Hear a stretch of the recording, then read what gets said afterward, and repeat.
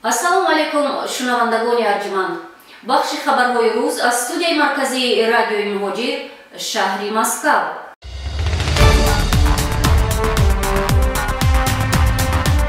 қаҳрамони олимпии Тоҷикистон оид ба гурзандозӣ Дилшод Назаров наметавонад дар мусобиқа дар Токио ширкат варзад.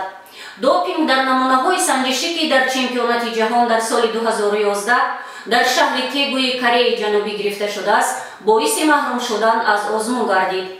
Пас аз дубора санҷида шудани намунаҳои озмоишии Дилшод ва ошкор кардани моддаи манъшуда варзишгар ба муддати 2 сол ҷазо дода шуд. оғози маҳрумият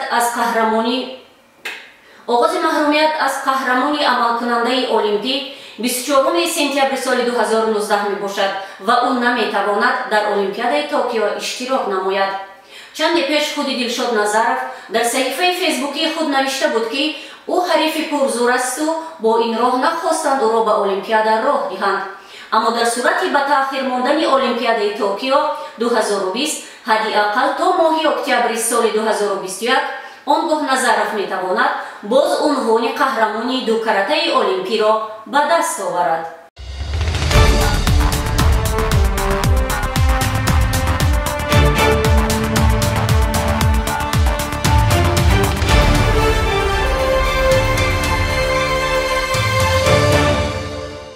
чорабиние ки ҳукумати Москав бахшида ба Наврӯз дирӯз 21 март роҳандозӣ намуда буд, онлайн баргузор гардид. пахши мустақими ин ҷашн аз сомонаи худи Наврӯзи Москав ва тариқи YouTube пахш гардид.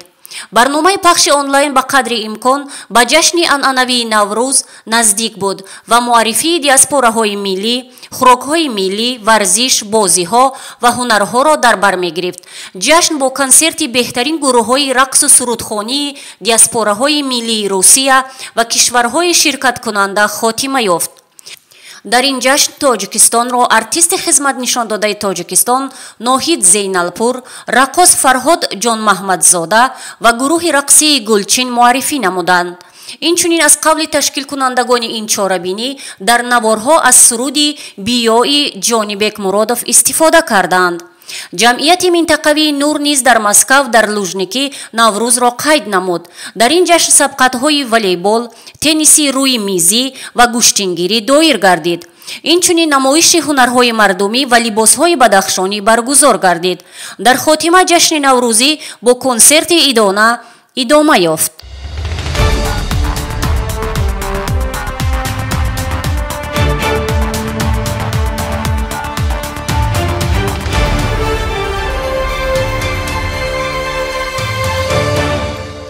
кормандони ҳифзи ҳуқуқ як тоҷикро, ки дар таҷовузи ноболиғ дар Мурманск гумонбар дониста мешавад, ҷустуҷӯ мекунанд, хабар медиҳад Кумитаи тафтишотии ин минтақа.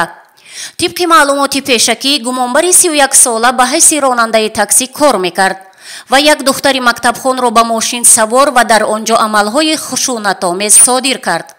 пас аз ин вай аз ҷои ҷиноят фирор кардааст. муфаттишон дар робита ба таҷовуз ба номус парвандаи ҷиноӣ боз карданд.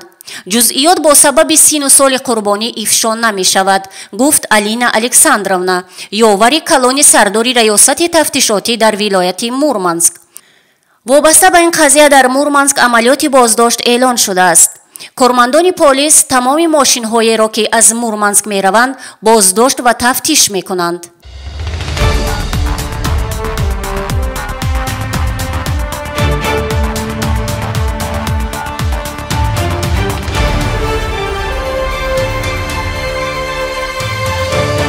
вазорати маориф ва илми Русия дар Телеграм канали худ рӯйхати давлатҳоеро чоп намуд, ки донишҷӯёни ин давлатҳо иҷозати вуруд шудан ба Русияро доранд.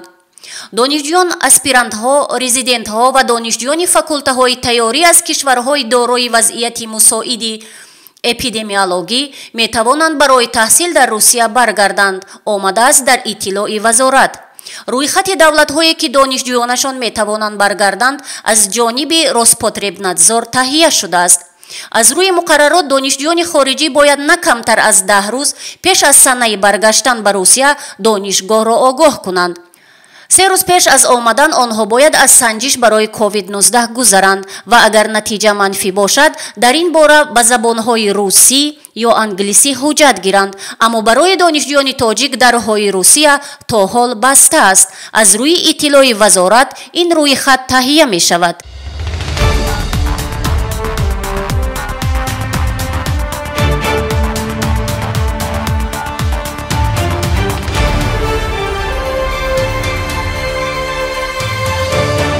باتورنکو نیم حمایتگری شناخته از کمانده پامیر دوشنبه سرمربی دسته روتور از شهر ولگوگراد روسیه تعیین شده است.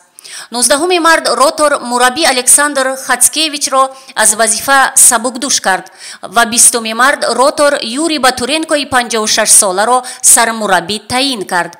این 8مین کلوب در کریری اوست. باتورنکو در لوکوموتیو، بالتیکا، زنید ایژevsk، تیم جوانانی دینامو، غلبه، مردویا، انجی فعالیت نموده است. وی از سال 2000 این جانب مربی است، اما هیچگاه راهبری را به عهده نگرفته بود. پیش از روتور باتورنکو در لوکوموتیو بود. در آنجا او از سال 2016 تا 2020 یاردمچی مربی نامدار یوری سیومین بود. حالا روتور پس از 28 بازی با 18 امتیاز در جای 13 است.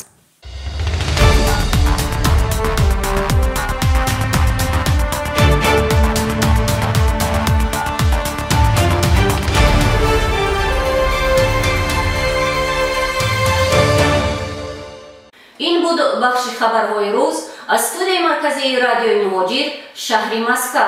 ما را در سامانه و رسانه ها پیگیری کنید. شنوندگان ارجمند، تنصیحاتی و خانوادگی شما آرزوی همیشگی ماست.